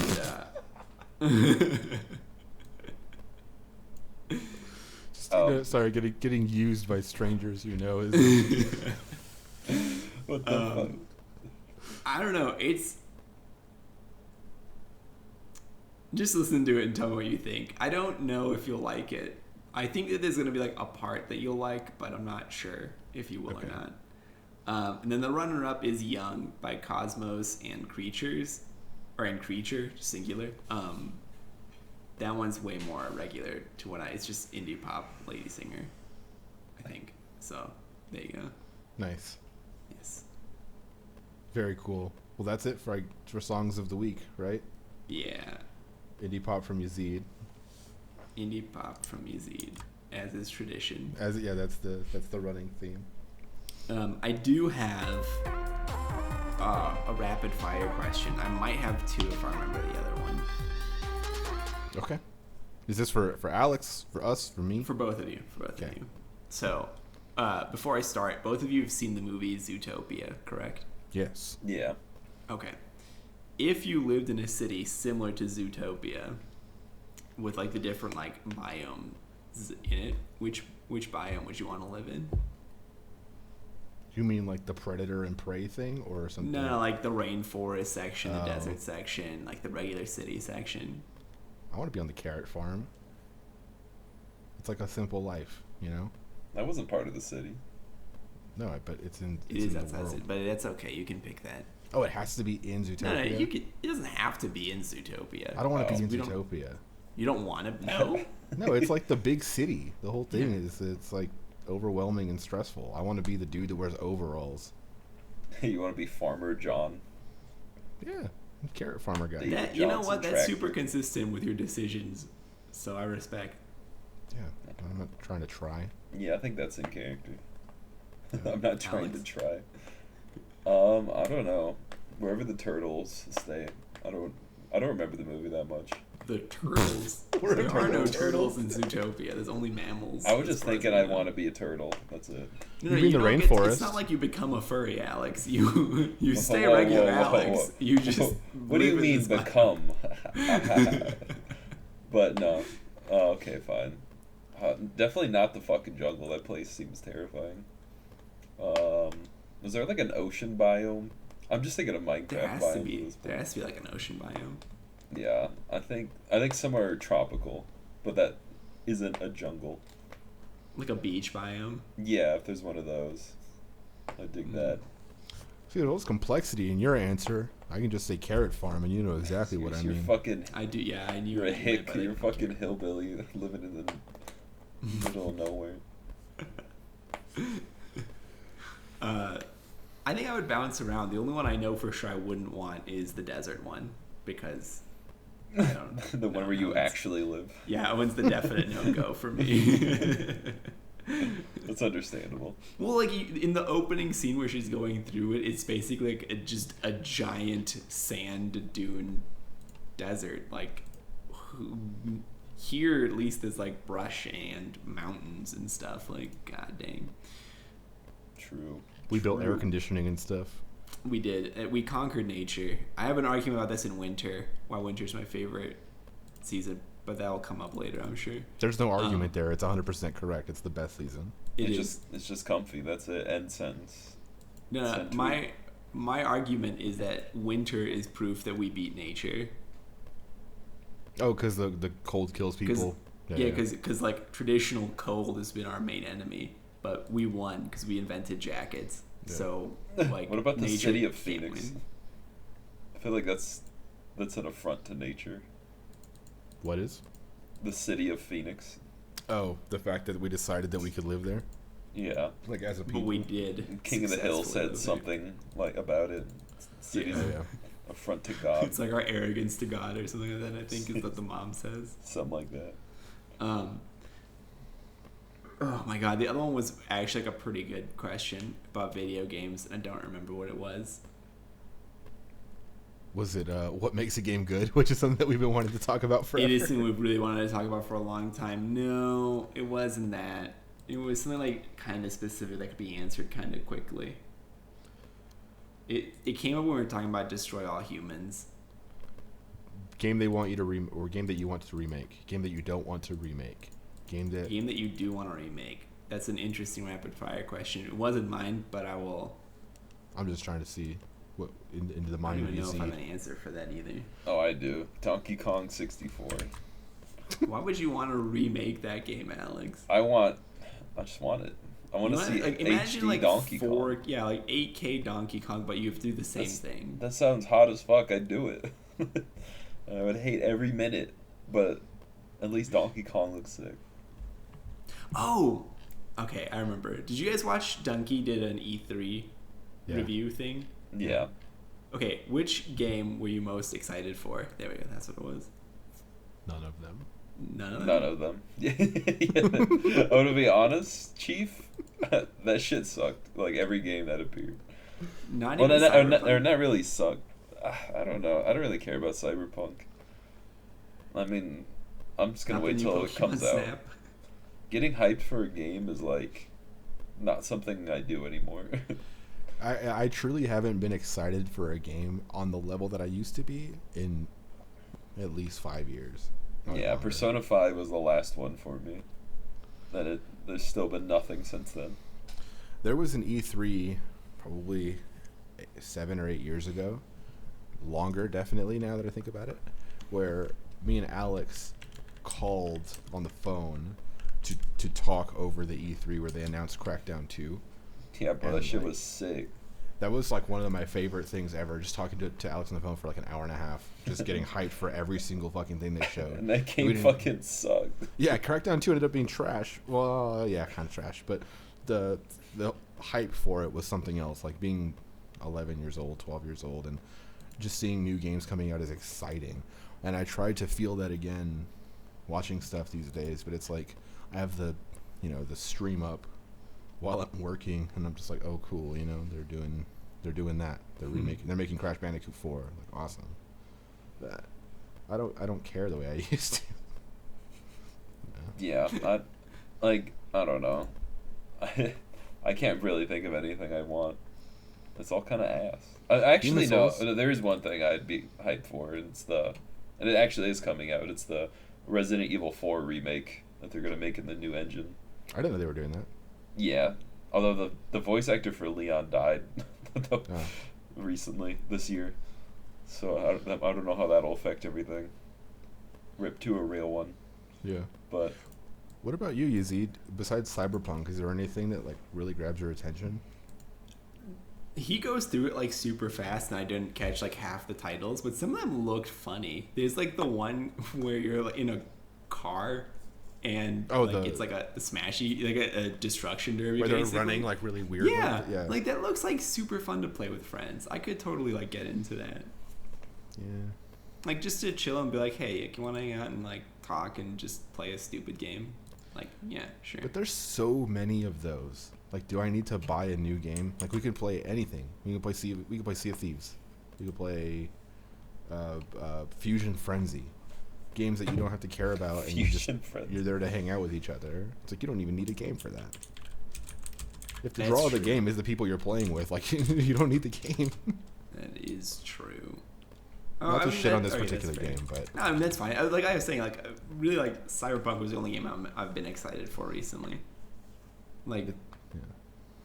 It's the age-old question of am I old or are games worse or both? yeah, which I guess It's leads me to the both. last rapid fire question. Do you think taking a 3-month break from video games would make you like video games more? Are you applying no fap logic to video games? Yeah, why not? Why not? Please touch your dick, Yazeed. I'm begging you. No, No, like seriously. I Do you think think if taking you're a break from video games would make you like video games after the break? It could, yeah. I definitely think it could, but I think Or do you it's think just, you'd never go back? I think that's also a big possibility. Yeah. It it really depends on how you feel about it right now. Like if you're playing games and you just are going through the motions and you fucking hate it, or you're like totally dissociated the entire time. Like so if your name's Joseph, then yeah, you probably wouldn't go back to it. It's just something you've always done and you're just like, oh yeah. Maybe you'll get Yeah. into like competitive fucking wife sharing. I don't know, whatever. Some other hobby. Ask Yazeed. This is hobbies on Reddit. I think one of my hobbies is collecting hobbies. If you need a hobby, I have a bunch that I like. Yeah. Oh, it's kind of fun to do. Just like look at new shit. Yeah, I think taking a break would make you appreciate it more because, like, you know, when you're a kid or whatever, you get your PlayStation taken away for a bit, and then when you come back, it's like the best thing in the world. It's a very specific reason there, Yeah, bro. Joseph. Just ground I mean- yourself. Yeah, I don't know, but it might also be this thing of you realize what your life is like when you stop pretending to enjoy a hobby, and you just like let yourself have time to do not that thing. And you might realize like, oh, I can disconnect the Switch. Oh, I can disconnect the Xbox. Oh, I can disconnect this. And eventually you just have them all in your closet. And eventually you sell them all. And eventually you just stop playing games forever because that's whatever. Like my older cousin a long time ago, his whole thing was just, you know, he played Madden and Call of Duty every year. Those were like the only games he played. And I would hear him say that and be like, what, like, how do you do that? How do you not care about games like I do? How do you only play the games that you know you like and you spend however long you do, but you don't explore games like I do? That's crazy. And then he was like, we had a whole conversation about, you know, what I wanted to do when I get older. And he told me, he's like, when you get older, you're going to say, you're not going to give a shit about this game stuff that you like so much right now. And I was like offended that he said that because I was like, you don't know me. But now if you hear like about the age that he was when he said that to me, and I'm just like, fuck, like my whole life has fallen apart. I don't like video games the way I used to, or I don't think I do. You know what I mean? Bro, we should have joined football in high school. Made a mistake. Absolutely not. You could have been alpha males. What do you mean could have been, dude? Look at us, we're real chads. Instead of omega males. Yeah. Yeah, I think you just gotta mix it up if you're feeling that way. Like about anything, not just video games. Yeah, that's true. Like, The like I equivalent don't of want going to. for a walk. Yeah, I don't want to do this hobby, or I don't want to go on this walk. I don't want to share my wife anymore. You know, whatever it is. Just mix it up. The wife sharing thing has really become an integral part of this podcast. When I think of Reddit, I just think of like that shit. Yeah, same. Like it's hard for me to not associate like Reddit and the degenerate weirdo. I think that I use Reddit differently than a lot of other people, apparently, because like I only really browse the hobby subreddits. But you have to find them. You have to go through the rest of Reddit to find hobbies.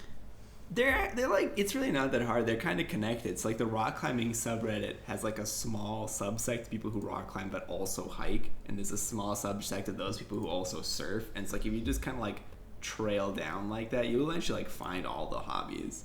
And the surfers are into wife sharing, which goes right back into hiking. God. Like a big Maybe. circle. I don't know. It You could know? be a big circle. I mean, they're the same people. Reddit's made up of like the same user base. But I use the same like, I don't know. Anyway, long story short, I've been thinking about just like the idea of giving up things you like or don't like for periods of time and then seeing how you are after giving it up. Like, I was telling Joseph about this. Like, I would like to get to the point where I can give up anything for however long and then either like come back to it or just never come back to it again. You want to be a monk? not like a monk necessarily, but like just being able to do that, like knowing that like you are who you are regardless of like the things you like you're not based on all that, like you're not, I don't know, like I don't like the idea of being static in that regard.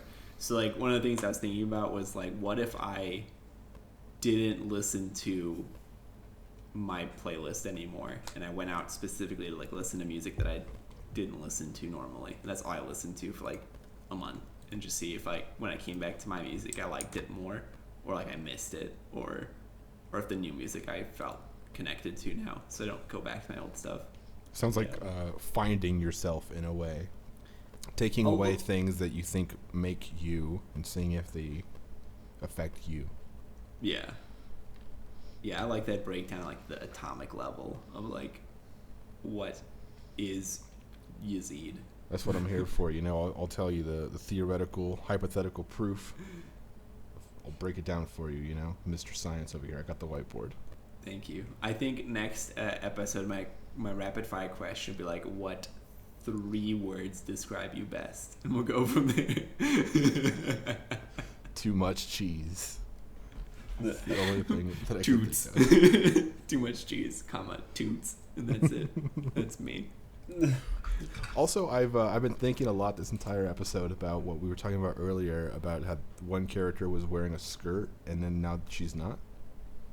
Oh, Jill Valentine? Yeah. Yeah, I'm against that change, but not because of the pervy reason, but because I just watched the South Park episode where it was with the Family Guy thing, like where they were showing Mohammed, right? And so it was like the whole thing about free speech. It's like everything is okay or nothing's okay. So basically this whole thing of like not limiting whatever you're making for any whatever. And the second you start to kind of go back and say, oh, we can't do that, then you kind of have to, it's a slippery slope of taking away a lot of things. Like I'm sure a game that old has a lot of weird things in it from the writing or like offensive humor or whatever. And maybe one upskirt scene is the most egregious, but at the end of the day, when you go and you try to like essentially edit the game, you're kind of you're taking away of what you're trying to do, which is recreating the original, except for this part that we think is a little too much now. It's like, well, then you're not really recreating it. You know what I mean? Yeah. Am I wrong? Yeah. I think that you are right conceptually if they like change something that was important to the game. I think the character's outfit isn't important to the game though. Like I think it's fine to change like some of the cosmetics around it, because you still have to like retexture them. Like basically what you were at, like here's what I would say. If they didn't do that, they'd be asking animators to animate an upskirt, which could be sexual harassment depending on who the animators are. So I would say that it's better if they didn't do that, and then so they just did the shorts instead, so they don't need to like put anybody in the position where it's like your job is to animate an upskirt. Yeah, but that's like, I don't know. What if I don't like violence and it's like I decided to work on this game and I know it's a remake of this other game and I can go and see everything that's in it and I can see that there's this gory scene, there's this upskirt scene, there's this whatever, and I'm kind of aware of what I'm working on. So if someone is like, hey, I need you to do this scene where it's really detailed brain splatter on the wall or whatever, and it's like, oh, I don't like violence. It's like, well, I'm working on Resident Evil. I think it's more of a reflection of the times thing. Like back in the 90s, that stuff was more normal, like upskirt scene, yeah, look at her pussy type of thing. Yeah, but that's the game you're remaking. Yeah, but when you remake it, you kind of like remake it for the modern day, and so like it's pretty unavoidable to just not like put in modern day values in it. Like it'd be really weird to remake a lot of old things that have like extreme blatant racism and stuff like that. Like I'm sure there's a lot of like weird books or movies that have shit like that. Like sure. Do you guys know the name of H.P. Lovecraft's dog? Can you say it on this podcast? No, I cannot. I can't say it off this podcast either. But there's oh my god, really? Just it's just his dog is straight up the N-word. Like that's the name of the dog. And there's like a lot of shit like that, like beyond just the name of someone's dog. But a lot of, upskirt scene-esque stuff. I can understand them paying like tribute to it or acknowledging it existed though, and being like, we don't do that anymore, type of thing though. I think that'd be funny, but I'm not really surprised when it's just cut out entirely. It feels similar to just like people drop kicking Confederate statues right now, honestly. But the upskirt thing is like, I'm not necessarily. I mean, obviously we're talking about Deep Space Waifu before, and whatever. But I'm not talking about the upskirt specific thing. I just think that when you start to say beyond the visual stuff, which in some way is content or whatever, if you look at it like that, but the actual content of the game is in the story, the writing, the characters, and if there was one part where like a joke, I think this is the thing that gets me. There's one part where a joke or whatever was centered around the upskirt shot. Saying as a team that we're going to do everything except this part. And we're going to put special attention, special focus, special effort into fixing this part that we no longer think is okay. Mm-hmm. You are making the decision that the game that you're making, that you're remaking, is not actually something that should be remade in this particular instance. You know what I mean? That you know better than the original game developers, even though you're recreating what they made. I just think that's not right. You know what I mean? Well, I don't even think it's a matter of whether you think it is better or not. It's more of just like you don't want to get like pummeled by fucking reviewers or critics or something like that, because they'll but then that eat sucks that too. Shit. Not doing something because of what someone's gonna say about it also sucks. Well, that's exactly why it's done in the first place, right? That sucks. I think it depends on what it is. I think for a upskirt shot or a dog, a badly named dog, like I can understand removing it. I understand removing it. I don't not understand removing it. Bro, it's 2020. Just saying I'm against it. Yeah, but then in 2040, it's like, bro, is that a gun? Bro, you just posted cringe, bro. It's like, bro, you posted a gun? Okay, go in the cringe corner. I don't know. I think there's no value in recreating something one-to-one, basically. I think that them cleaning up some of the more questionable aspects gives the remake value, basically. Yazeed's on the chaotic argument that they should have added more upskirt shots. I mean, like... Yeah, no, I know what you mean, like... Right, like, I think, the like... interest isn't in, like, the remake, like, being faithful, per se. It's more... Yeah. Just bringing the whole thing back in, like, the modern day view. So that I kind of think that also means the modern day, common beliefs. Make a new game with modern beliefs. Don't remake a thing if you don't want to remake it fully. I think the thing is, like, I don't hold value in replaying a game in general. So, like, if I'm gonna play a remake of a game, I don't want to just experience the same exact. Like, I don't want to just do the same thing over again because I've already done it. Like, I want it to be like I want it to be a little bit more modern, right? Like, okay, so let me ask you this question. Did it upset you that they changed the loading screen so that every time you open a door in that game, you go to a black screen of the door opening and then you appear on the other side? Because that was the other major change that they did. So now there's actual doors in the game where you open them in real time and something can be on the other side. I think that's still in the first one, the remake of that one. And that shit's annoying, honestly. Well, right, no, but that's what I mean. If they wanted to stay faithful to that game, then they would have forced in something that was universally hated about that game, where every time you go to open a door, there's an animation that plays of just the black screen and the door opens. I think all the games have like a homage to that, though. Like, for the thing you're talking about is like shitty game design, use the mask loading or other things like that. They usually will like pay some sort of respect to it, but be like, yeah, but no, that shit's fucking stupid. We don't need a 20-second door animation anymore to hide loading. No, that's I what think. I mean, I think right? Joseph's like, so more on the if we social take side. Joseph's of it. argument in the other direction of like, if they don't change anything, there's going to be like obvious like optimization problems or just like user experience problems that are going to exist. Well, I don't know.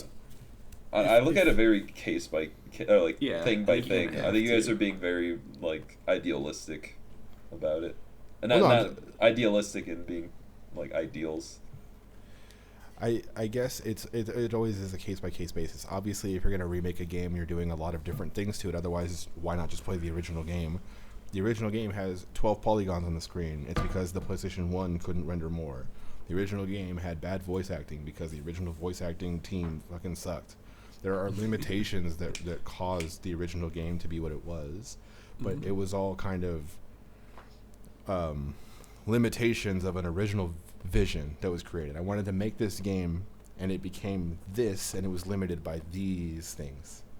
If I'm remaking it, the intention should be to remove those limitations as much as possible to really do the original thing. And this is like where that wishy-washy line comes in of what really makes the original thing. Is waiting 20 seconds for a loading screen part of the original experience as like intended? I would argue no, probably not, but it's a case-by-case thing. And something as minor and stupid as this girl's wearing wearing a skirt instead of shorts. Again, it's because someone decided that particular thing did not meet whatever standard thing that they were doing when they went to remake it. Okay, we'll take this part and bring it over. This part, bring it over. This shitty line that was written awkwardly, whatever, we'll bring it over. Ooh, the skirt though. And like, maybe the original vision was to be a pervert. You know what I mean? Like, it was. That's like the whole thing. You know what I mean? Like, that's the vision. Don't hide it. Well, I think that vision's still there a little bit. Because I think Angle's still there. She's because just wearing shorts. No, because the other guy that you play as in that game, because you play as two people, Carlos. I think he still hits on Jill and stuff like that. If that's the game, fuck man, I don't know. We could talk about this forever. I guess I just wanted to kind of bring it up. I think that's an interesting case. You know, hiding a skirt or whatever. Yeah, I mean, I don't know. To me, I feel a little bit weird about forcing a developer or a designer to do something like that. It's not forcing. Like, you're forcing someone to work in general. Forcing someone to model a gun. I can see how the meeting went down about this. To be like, oh yeah, we probably shouldn't bring this upskirt shot over. That's a bit of a relic of its times thing. Although they could have done other things, like to acknowledge it, like someone tries to look up her skirt and then she shoots them in the head or some shit. I don't know. That would also fit in with the modern day. But yeah, I don't think you need to be one-to-one faithful at all. I think, yeah, it's just the disagreement is that I think if you're going to remake something, you should remake it to make the original game as best as it possibly can be and not make your own kind of artistic statement on top of it. I don't know. If they do that, it's kind of feels like a newer game. But it's not. It's a remake. Like, yeah, I know it's a remake with some weird shit added. Well, that's like the Star Wars thing where people want a cleaned up version of the original Star Wars, not like fucking holograms at the end of the movie to cover up like a previous missing story thing. You know what I mean? Like, I think people got mad because you're trying to basically rewrite history. This is the movie. Because they kind of want they want a super faithful remake, just with modern technology, right? Well, that's what I'm saying. A remake should be a faithful remake with modern technology. Don't change. I honestly hate extremely faithful remakes. Well, I guess they're more of remasters in video games. I hate those shit. Like, but those are like really low effort ones. Like when they just up-res them, sure. Up-res the textures or something. But I don't know. I can't think of a lot of like other super big remakes. I guess there's the Crash Bandicoot one where they change the visuals a lot, but the game is still fucking bullshit. Yeah, and they even mentioned there's like some small changes in the speed of something or some jumps are different. And honestly, those games are like not faithful at all to the original in terms of gameplay. Like they could not be more different. Like the Resident Evil ones, like they're just totally different from the original. So it's already they're like coming out of the left field with how they're doing it.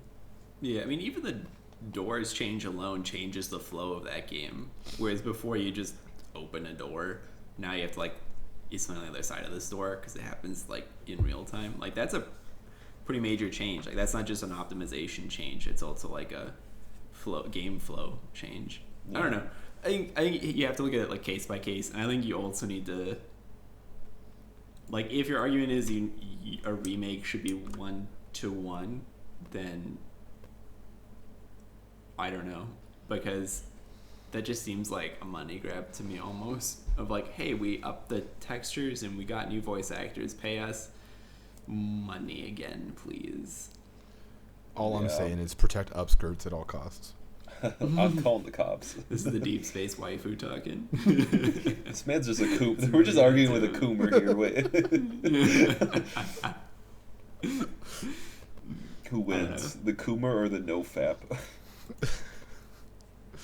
The winner is the audience, because this is where I'm going to call it. Yeah. So that's about it. All right, Joseph.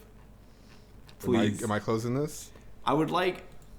Oh wait, no. I'm supposed to do this close. I'm supposed to do this one after the last one. I heard you do it. All right. Thanks everyone for listening. Some shout outs. So first one goes to Tynan, or at Nightan on Bandcamp, for all the music. Thank you very much. You can find us on Twitter at Homegames.io, and you can find us on the web at homegames.io. So check us out, and we will see you next week. Thanks, Yazeed. Thanks, Alex. Yeah. Thanks, everybody.